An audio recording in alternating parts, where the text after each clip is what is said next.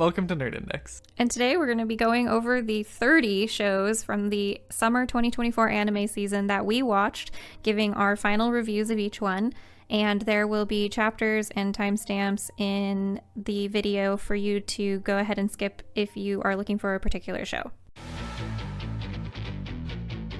So we just finished watching Suicide Squad Isekai. I am not a DC person. I'm not super in on the lore. I don't really know anybody aside from like Batman and Superman because they've gotten so much attention. So I didn't have huge expectations for the characters going into this, and I didn't know exactly what the plan was going to be. And overall, it felt like fairly average 7 out of 10 fight show where the entire premise was just what would happen if the Suicide Squad group was placed in an isekai fantasy style world. The stakes were really artificial because just having the bombs embedded in them is not a kind of stake that moves the story ahead or progresses the story. It's just there to make them keep having to go to the frickin' gate over and over again. I also didn't feel like the reveal of the final arc bad guy was something that was built up enough for the audiences, and like we should have known who it was going to be, or like why this person was important to the lore of the country. All of a sudden they're just randomly like, oh, it's you from the legends and whatever, and it's just kind of like, oh, okay, sure, great, thanks. That whole part once she finally showed up felt very hollow. You said you thought that Clayface looked like Muzan. Yeah, that was my one contribution. Well, and then they very leaned into it and had him like dancing around like Michael Jackson. I don't know if that's something to do with the character or not, or if they decided to do visual gags. The lack of explanation consistently throughout the show is the real problem.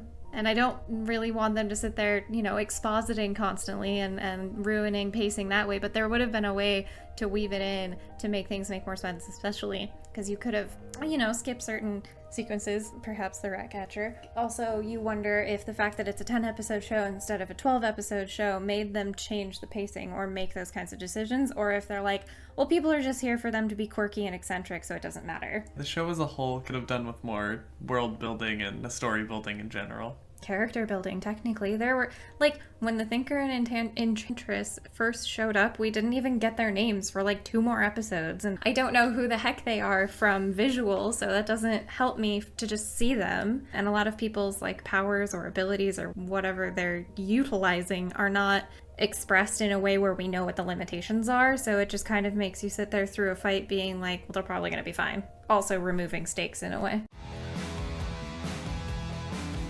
So we just finished watching The Strongest Magician in the Demon Lord's Army Was a Human. This one feels really half-baked to me. It's a little flat, like it's just going through the motions of being a show, and it uses CGI like 80% of the time. It's not the worst quality I've ever seen, but it kept taking my brain out of the story and like ruining immersion a lot of the time. And his identity is just like the worst kept secret that everybody just ignores or pretends that they don't know. The logic behind a lot of the choices and dialogue was often missing, and there was a decent amount of padding of the runtime within the episodes that also bothered me. Solid, average show, just kind of being a show. They could have expanded on the magic quite a lot. Yeah, I kept sitting there being like, well, I don't know what the rules of the magic are, so, like, is there mana cost? Is there stamina? Like, what do these people even have the ability to do? No limits were set on anything, and then it's like, the witch gets captured, and there's no explanation of why she doesn't just release herself from captivity, and It's a good show if you don't think about it. If you want a really brain-dead show, it sounds like I'm saying it was really bad, but it's not really bad. Like, I didn't sit there being like, oh, I should have dropped this or something like that, but I'm just also like, if this had been later into the season when we watched it, I would have been like, no, we're putting this aside for something else. So for Kimi ni Todoke, I had to rewatch season 1 and 2, and I think that it's kind of a product of its time. It was made in like 2009 and 2010 for seasons 1 and 2, and they just felt really slow paced, not only for the arcs but also like the time inside of the episodes. So I ended up watching it at like 1.5 speed because I couldn't handle it. And I forgot how long it took for Sawako and Kazuhaya to get together. And there's just so much crying and so much like back and forth misunderstanding each other and just not directly talking, even though like the first arc of the first season was learning how important it is to talk to each other and express things properly. But that's not to say that I didn't find some enjoyment in it, and Sawako is really charming, and she doesn't get on your nerves for being like how shy she is and everything. It's nothing like that. So then season 3 was the new material. We got the 5 episodes of extended length, and now that Sawako and Kazehaya are finally together, the show decided to turn its lens away from them again. And they don't even get to be happy together now because they're like pseudo fighting, but only because they're not talking to each other. So it's like we as the viewer don't get to celebrate what's finally been achieved. But my god, the Chizuryu flashback in episode 3 hit me hard in the feels. So it had its ups and downs for me. But I feel like it's not the kind of romance that I'm into anymore just because it's so slow. So for Bye Bye Earth, I guess I'll start with the positives. It was interesting how they tried to weave music into the magic and combat systems, and they did try to world build, but that feeds into my slightly more negative comment of they tried to world build in the sense that I would constantly just throw terms at you or like try to be profound, but then like never really explain anything, and like they weren't building on top of concepts. It was just like a bunch of concepts laid out in front of you that weren't explained very well. Yeah, kind of every time they tried to set something new up, they gave you something else new, and it's just like, okay, are you gonna answer any of these questions? Or fully utilize the thing you just presented. Yeah. And then I'm gonna sit here and be upset. I was feeling like we were being given what was going to be a cute romance where they could learn from each other and grow together and whatever, but no, we got sexual assault. So it's on screen if you are upset about those things. Yes. I understand that they didn't want to finish the entire show in 10 episodes or like the story, so obviously her one goal the whole time is squashed literally right at the end, and like the problem with that was by episode 10 they didn't tell us what she was going to do as her next step. We're just left with her wallowing, and like I feel like they're expecting us to carry over to season 2 just because we're all sitting here being like, will any of the world questions be answered? What will she do? And I'm just like, I would have rather at least been told what her new character goal was at the very least. Yeah, the show sends up some interesting world and some interesting questions, but if you haven't started watching it yet, just wait until season 2 comes out. Yeah, they felt like it should have been consecutive run. They shouldn't have stopped at 10 episodes, but here we are. So we just finished watching My Wife Has No Emotion, and this was a surprising hit of the season for me. I actually had really low expectations for this show, but it turned out to be really cute and charming, and it wasn't entirely wholesome. Like, it still had its moments, but it wasn't scary moments or anything like that, and it was also pretty funny and just like generally lighthearted, and watching them develop a family together and her kind of developing more human kind of emotions. I don't know, the one joke at the first episode that you almost missed. Oh my goodness. That was pretty horrifying. There were 2 severed head moments that were like, what the heck are we doing? I was so lost, and then you had to point out to me that he was having a dream about if she misunderstood and cooked her own head, and I was like, what? It was perfect. Oh, I was so confused. Took a few seconds to get, but yeah, I don't know exactly what it is about this one that tickled me, but according to the crowd score of a 64, it's not tickling everyone, but I definitely encourage people to give it a try. Yeah, comedy landed for us. Not sure if it will for other people, but it was good. Characters were good, well developed, and endearing. So we just finished watching Spice and Wolf, the 2024 edition, and this reminded me of like a remaster of an old video game in a way, because as far as I can remember, I will admit I haven't watched the original in a long time, but as far as I can remember, this was very one-to-one, just, you know, obviously a higher quality animation standards, and in a way that was really comforting, but it's also really nice to know that all of the foundations that I appreciated as an original viewer are still there. And I liked the fact that they tied in Holo doing the narration as a kind of like foreshadowing thing for people that have read the light novel and stuff. One of the other aspects that I kind of found myself appreciating from basically what's a rewatch at this point was that they do balance quite well getting out of situations using both Holo and Lawrence's quote abilities. Like, they don't always rely on her, or they're not always relying on him, and so I kind of feel like that gives the show a little bit of an element of not surprise, but close to surprise, in the sense that you can't always say how they're going to get out of something. Yeah, it's certainly interesting to watch how they'll treat the situation or get out of it. Well, this is your first time ever watching it, right? You never watched the original? I feel like I'd seen a few episodes of the original, having watched this. Some of it seemed kind of familiar. While watching it, it was very interesting to see how they used kind of her wolf features to express her emotions. Mm-hmm. The ear flicks and the ear tail flicks flicks. and the tails, yeah. That was always fun to see. And it was interesting how they had to kind of reframe some shots to make sure her tail was still in the frame. So I've just finished Alya Sometimes Hides Her Feelings in Russian, and if you want to make your quip that you said at the beginning. Ah, shoot, what was the clip I said at the beginning? Don't you mean Alya always hides her feelings in Russian? Oh. Said that to me in like episode 2. Yeah. She stopped doing it a little bit. Not quite so much. She evolved over time, incrementally.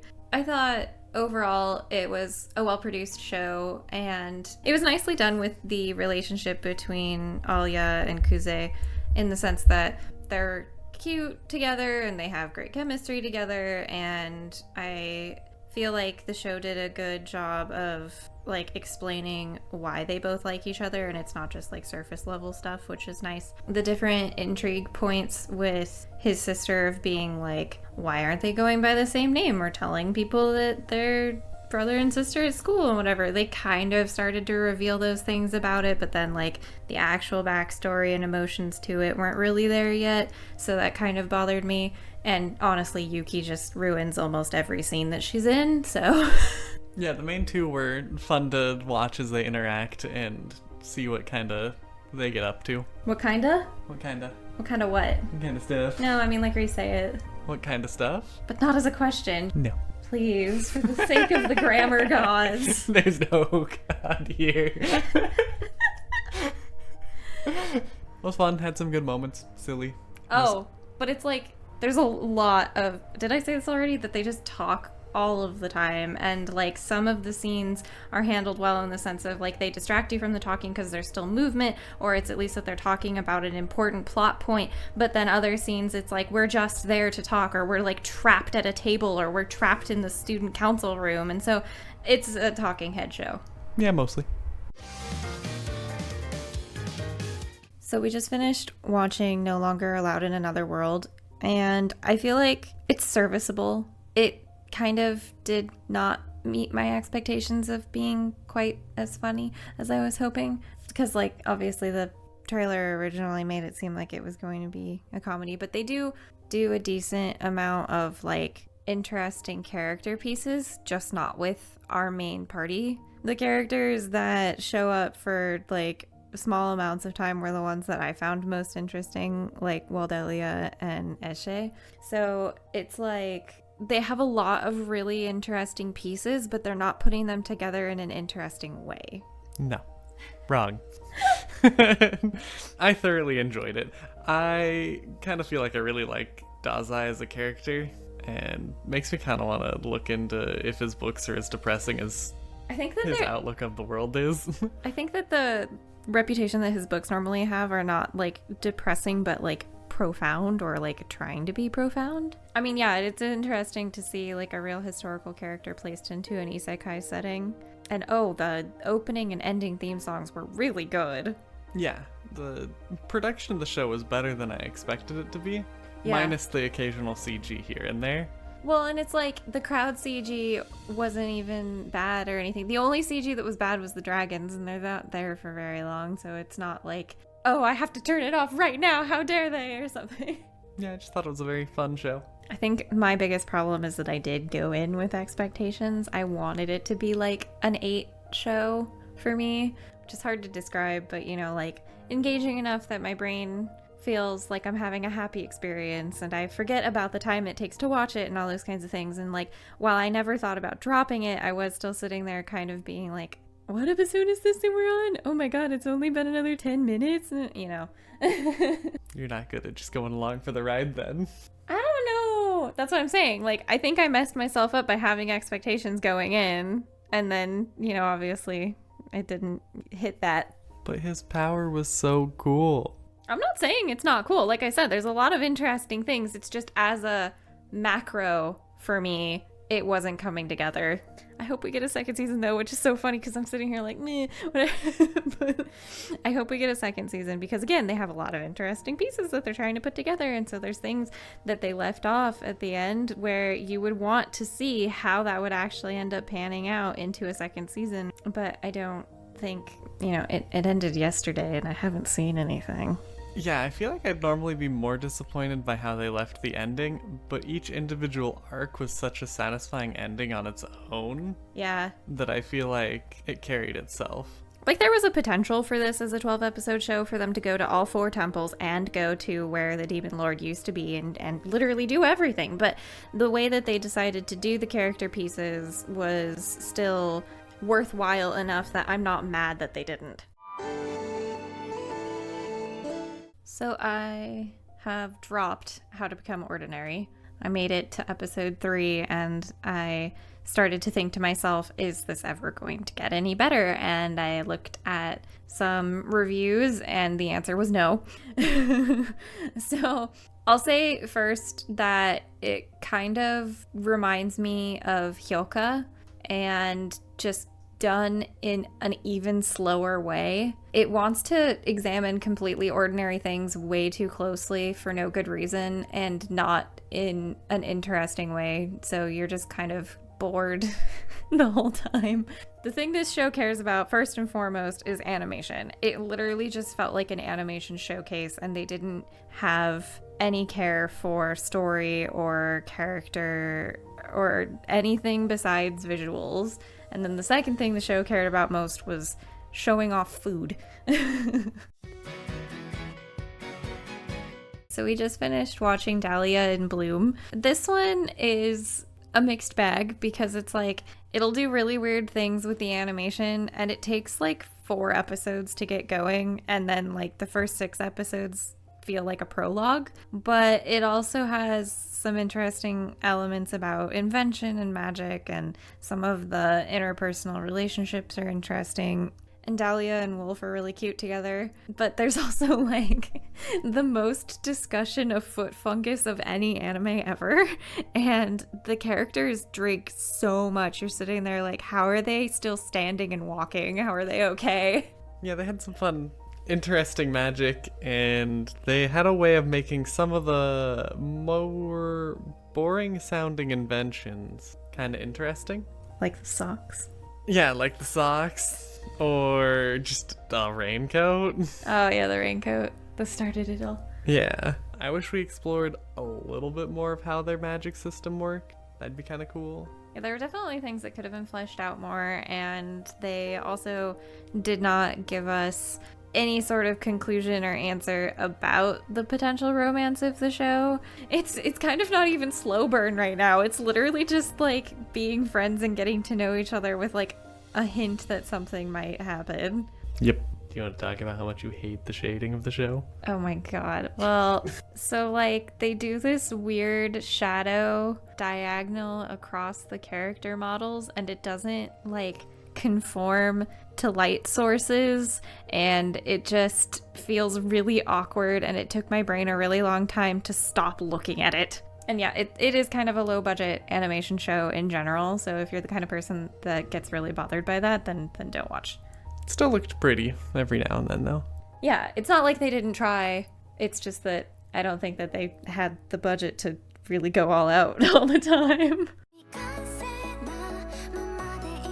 So we just finished watching The Magical Girl and the Evil Lieutenant Used to Be Archenemies. And I'm like, I wanted it to be what it showed itself as the majority of the time, which was really cute and really funny. And they had great chemistry together, and the like situation was cute, and star-crossed lovers and all that.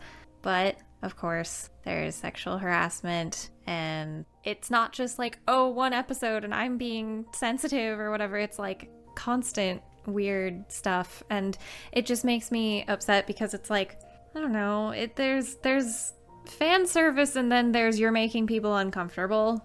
And so I'm like upset because what could have been a 10 out of 10 show is now like, oh, I have moral issues with it and I don't know how to feel anymore.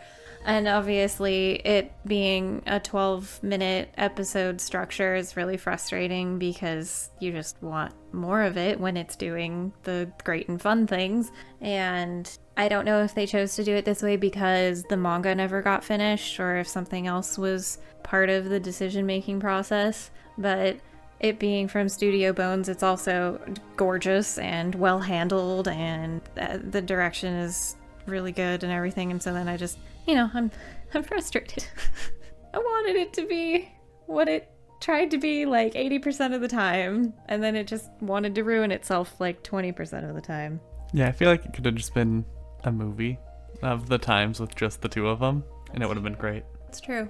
I mean, there's something to be said for some of the interactions with the rest of the evil constituency. No, the evil organization. The evil organization was pretty good. There's some funny things, but then like Bella shows up and is like, oh, well, the cat familiar's not here right now to make everyone uncomfortable. Let's throw her in. And I'm just like... She was kind of forgivable, though. Also, like, I felt like we had enough characters already when, like, we had our mains and we had the evil organization.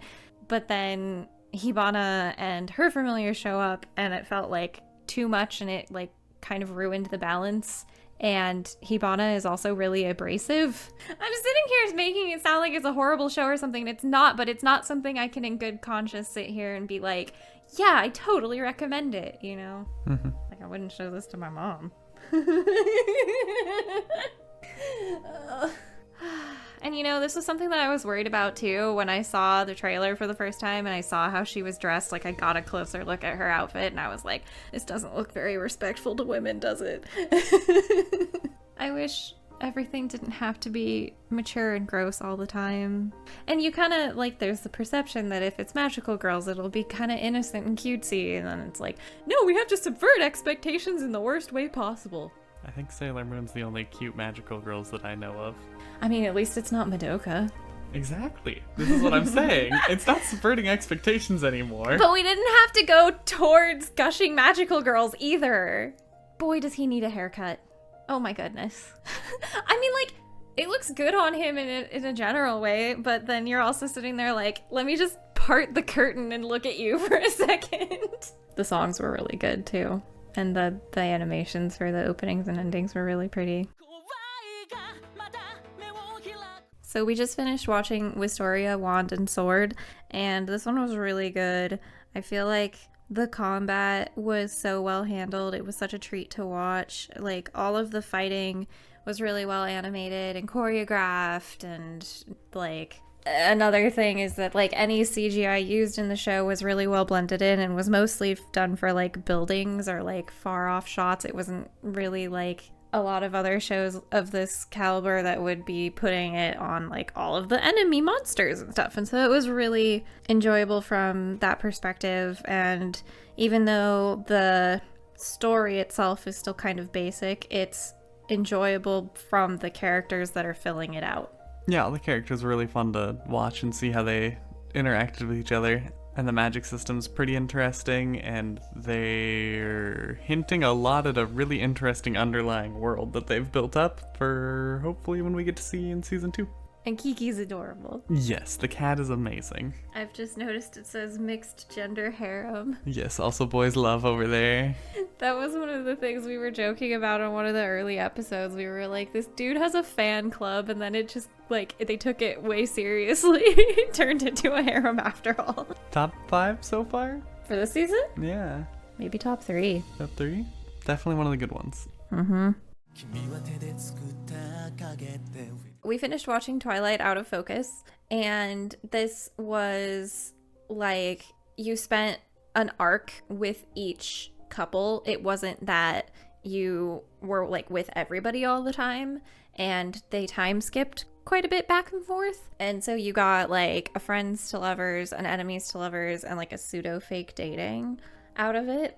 And, you know, all on the landscape of like being in the cinematography film club at school.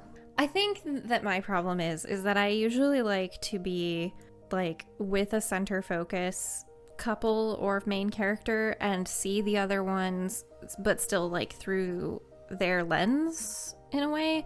I don't like to become attached to somebody and then have them ripped away from me for over 6 episodes.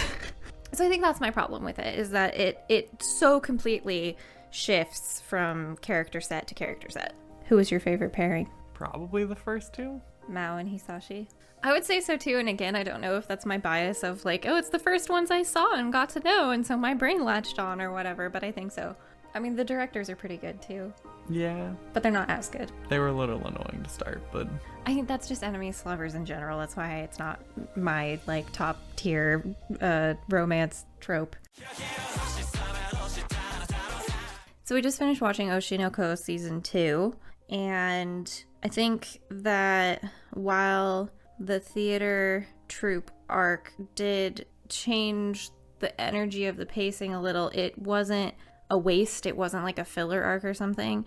They still used it to do a lot of character development, and then of course things ramped up finally when the play is over, in the sense that Aqua now thinks that his journey is done and Ruby has taken up the mantle instead of solving the mystery, and we were given little kernels of knowledge that kind of don't make sense, especially for someone like me who has not read the source material. So I'm just sat here and I'm like, well, at least they greenlit season 3. Yeah, they've kind of progressed and deepened the mystery, which is intriguing. They've also potentially progressed the supernatural element, which I think is cool. Yeah. I thought the play was fun. The play was fun, it's just not what I'm there for. And they tried to utilize it to, like, delve into things, like I said, with character development and whatnot, but that also made it so that Aqua wasn't as much of a focus through the whole thing, and Ruby wasn't even there, and so it's kind of like a sidebar. Just have to see where the characters go next, then. Mm-hmm. There was just so much drama and action during the first season that this just felt so much slower, like I said, and it's like, in a lot of ways, that's the way to do drama, is that you go very heightened and then you go into a moment of rest and regrouping, and I think that's kind of what this season was in a way. So slightly spoilery, but Akane and Aqua finally got together, which makes me happy, but I also just feel like there's a shadow hanging over their relationship in a sense, because she clearly expressed that she thought of a loophole to the explanation of who his father would actually be, or that he says his father is, based off of the DNA testing that he did this season. And I just feel like if she stops being happy and distracted for 2 seconds, she has the ability to tell him, but then will she sit there and grapple with him or not? Because then she'll be making him upset again and he'll withdraw back into himself and all those negative things. And so I think that potential tension is gonna just kind of ruin it. I thought the theater was really cool. Yeah, the way that the theater is constructed and how it operates and everything during the play is really neat, and I didn't know that was something that existed.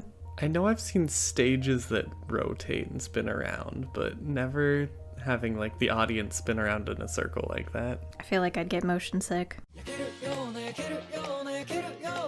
So we just finished watching My Crossdressing Senpai, and I feel like this is one of my favorite shows of the season.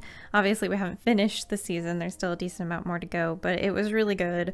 And it had a lot of really cute moments and funny moments, but it also had a lot of attention paid to the characters' emotional and psychological trauma, and I feel like they came at it from a really authentic psychological standpoint. So it made it feel really genuine as a show as a whole. Yeah, it was a really fun show. The main 3 casts were really well written and really good together. Yeah, bounced off of each other really well. Yeah. Made for some really good funny moments. And truly a real love triangle. for once. I was just gonna say, I'm not 100% sure I'd call this a romance necessarily, because, like, 2 out of the 3 people are sitting there like, I don't even know what love feels like, and then the other person's like, I feel totally guilty about my love, so... But yeah, it was really good. It was really interesting. I loved all the characters, which is, you know, it's hard to say. You don't always love everyone equally, and I feel like everyone was crafted well. So we were watching Days with My Stepsister, but this show is slow as molasses, and I could put up with it if I liked the characters, the 2 mains, but I don't really. It's not that they're bad characters, it's just that there's nothing there for me to care about, and they're not really giving us, like, a story element of intrigue to keep our attention either. So it's really just one of those, like, slow-paced, philosophical talking head shows that I'm just not super interested in personally. Yep. Yeah, neither of the 2 characters really are gripping, I guess. Or even necessarily relatable, because she just, like, doesn't emote at all. And he's just, like, the most average dude. We made it through 4 episodes? 4. So we just watched the first episode of VTuber Legend, and I had originally, from the trailer, been concerned that it just wasn't going to be able to carry its gimmick through an entire 12-episode season. But the first episode said to me that the entire premise of the comedy was severe alcoholism and perversion, in which case I'm just like, okay, I'm not even going to try. So it's not for me. Yep. And what is the mystery of, like, is this supposed to be that she's cosplaying as her VTuber all the time? Is this supposed to be that, like, VTubers are actually real and they just exist? Like, I don't understand what we're trying to say with the visualization either. So we've finished watching My Hero Academia Season 7. It's just standard My Hero until, like, the fact that they leave you in the middle of the most pivotal battle of the entire story to just say, oh, we'll see you at some time in 2025. Have fun waiting and remembering every important thing that happened between episode 7 and episode 21, which was literally, that was the entire fight so far. It's okay, you're in luck. They're typical shonen. Couple minutes of a recap every episode. We can only hope that they recap enough, because they left a lot of people presumed dead and maimed, and just, like, there's a decent amount up in the air right now. But to my happiness, because Todoroki is my favorite character, we got more conclusion into his family drama and the Dobby storyline and everything, so that was nice. I appreciated that moment. Yep, season was basically just one big fight. Which is really frustrating. I mean, like, you know, classic shonen, whatever, but I just hate it that they're like, we're gonna split up the battle into 8 regions, and that's going to also mean that every episode is incremental moments in each of the 8 places, and you're like, oh my god, guys, can we just stay in, like, one place for, like, 2 seconds, or could we have at least had this massive cast of characters fight in one place all together? Like, this is what bothers me about shonen a lot of the time. I'm like, trim the cast down, fight succinctly. It can still be powerful and emotional and moving if you do it not like this. So I'm a little bit worried, considering that they spent every episode except 6 episodes of this season fighting, that we're just gonna spend like another 20 something episodes next season just fighting, which is just like, why? I do hope that, because season 8 will be the final season, that they take a decent amount of time, like maybe 2 episodes at the end, to, I don't know, decompress and reflect and talk about the future and whatever. But I also don't know what the actual ending is. I've seen people complain vaguely online that it is a very disappointing ending, so maybe they won't even do that. Who knows? We've decided to drop Mission Yozakura Family, and it was like the first episode I thought was really good. They set up a lot of really interesting things to work with, and then we watched to episode 8, where they proceeded to do nothing with any of those interesting things, and it just became storyless, plotless, and the only goal in this, you could call it a goal, was for him to get stronger. And there was no like goalpost of what stronger meant. So I decided that I wasn't there to find out if they ever finally decided to do anything with the things that they did set up in episode 1 and then never touched again. They had a whole cast of characters, but none of them were too exciting or intriguing to carry the whole show on their own. Or like want to spend more time with and get to know better. And the designs felt a little uninspired. Yeah, it felt kind of generic trying to be an action show. So we just finished Why Does Nobody Remember Me in This World? And after the first episode and a little bit of episode 2 of them just exposit dumping a ton of information at you, it's really engaging and interesting, and I feel like I enjoyed the world building that they did, and I'm really interested to see if a season 2 would give us resolution to what's happening with the world reincarnation and exactly what Rine is, so to speak, or what her purpose is, who might have created her kind of questions, and perhaps Sid's true identity. And my theory is if we're already crossing timelines, that it's secretly Kai, grown up, trying to prevent all this stuff. I could see some time looping. Right? Yeah, it was an interesting setup for a show that I did not expect.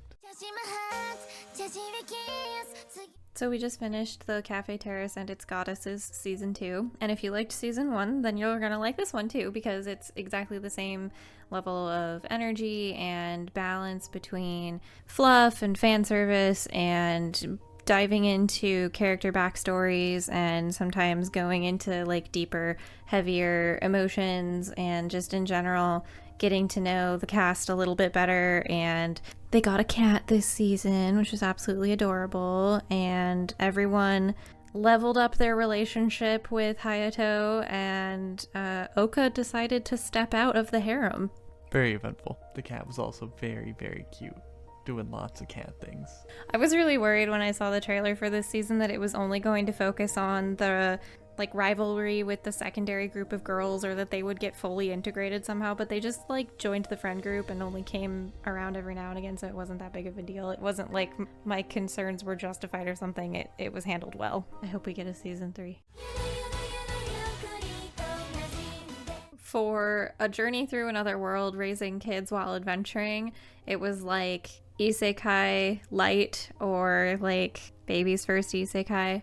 It was like all of the character designs, or like enemy designs and stuff, were pretty friend shaped still, and a lot of dialogue or time would be spent like teaching the kids things or explaining things. It was more of like a fluff slice of life with no true goal, just kind of aimlessly adventuring. It was still a pretty fun story though, kind of seeing what shenanigans they got up to next. I think by virtue of it being just fluff, it made it harder to predict exactly what they were going to do, so it wasn't necessarily like pure formulaic isekai, so to speak, so that was different. After watching too many losing heroines, I can say that it's well made, but it's just not for me. I feel like the core problem with the show is that these girls are not very likable, and they don't contain much depth for characterization. Yanami makes her problems everyone else's problems, Lemon doesn't go after what she wants, and Komari is cringe to watch. And they hardly ever act outside of their tropes, where Yanami is the eating character, Lemon is the jock, and Komari is the introvert. All while our main character doesn't do anything for himself and just passively gets swept into the orbit of these girls. Not to mention how creepy the school nurse is, that she wiretapped her own office to hear the kids get down to naughty activities for her own pleasure after encouraging them to, quote, use the room. And why do their uniforms have 4 rows of bow ties? Like, it's so over the top. So I guess overall it's well made, but it is not gripping.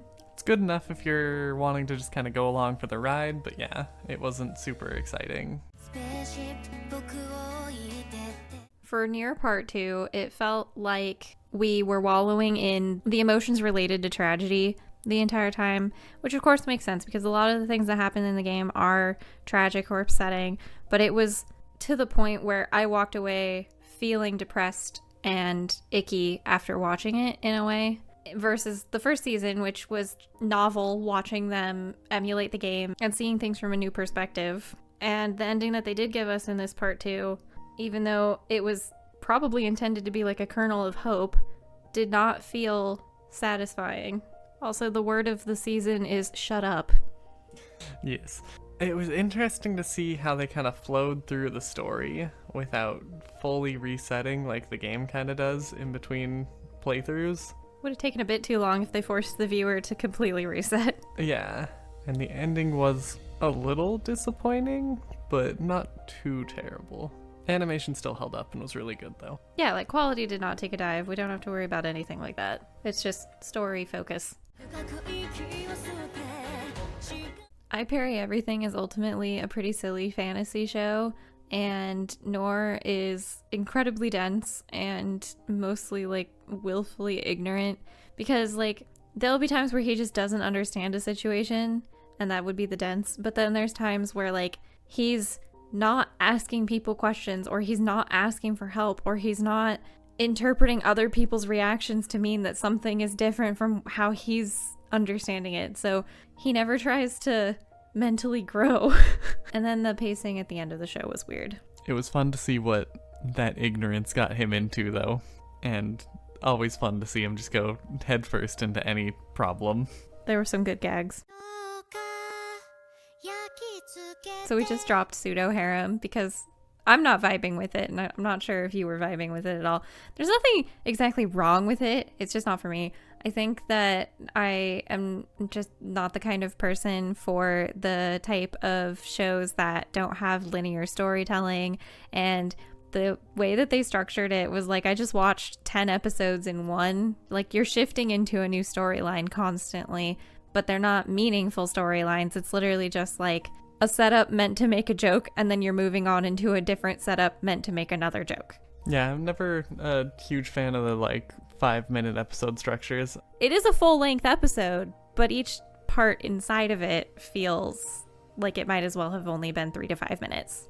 Yeah, and I feel like she almost changed personalities too quickly. I wish she kind of stuck on one for a little bit longer, maybe. Right? Like, you don't get the feel of one very much, and it's like, I understand that, like, you should know what a tsundere is if you've been into anime for a long time or whatever, but it's also like you don't get to bask in the personality that she went to the trouble of pulling out. And then it's also like, why does she like him? We don't know, because suddenly she just does, and it doesn't explain anything. Like, they literally go from it's her first day of school ever to I'm gonna do these personas for you because I know you like it.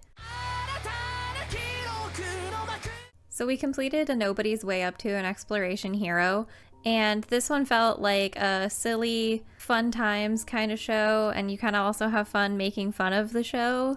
And if the lollies are making you not want to watch it, they don't get treated inappropriately. He treats them like little sisters. It's cool, guys, I swear. And the friend group that he makes with the party that he goes into the dungeon with is really cool, and I just liked the general vibe.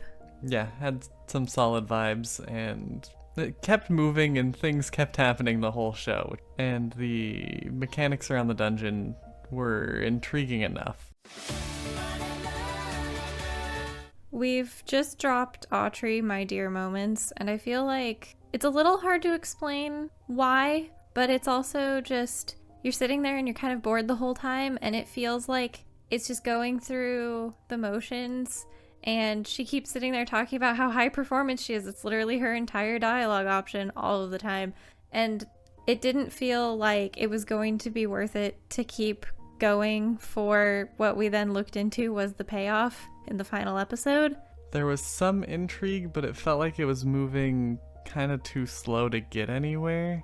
It's kind of like the intrigue was built completely around the world building they were doing around the disaster and not building the characters at all.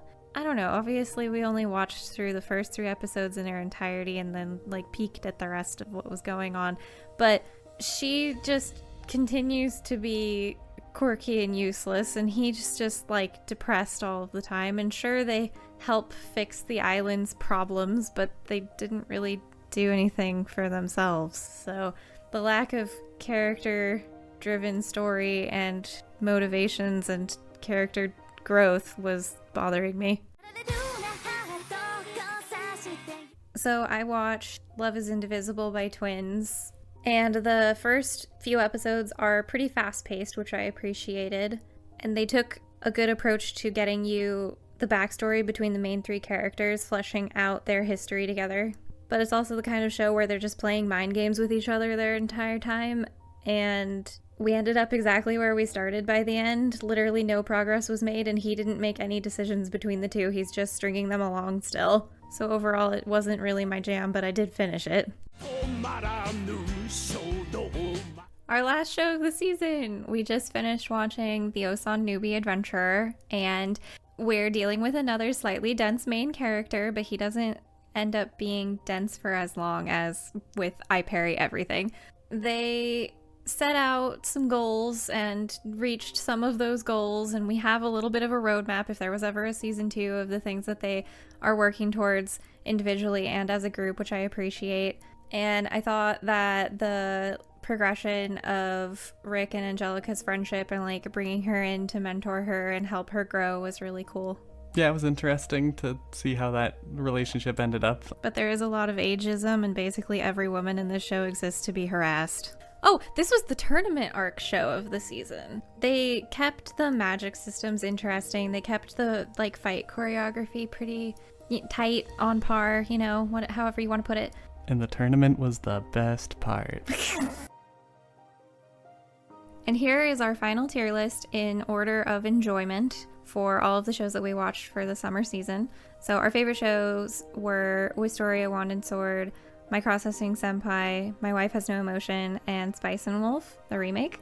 I think that there's a couple shows in C that I probably should have clung to as long and should have just dropped anyway, but there's some in there that were also like still enjoyable enough to finish. So C is a pesky area, but overall I feel like this season was pretty average. There wasn't anything that was extremely stand out. It was just a lot of good enough. A lot of rom-com up there at the top. Well, this was the season of romance. So let us know what your favorite show of the season was for summer 2024 anime, and if you agree or disagree with any of our rankings. And if you're having fun, please like and subscribe.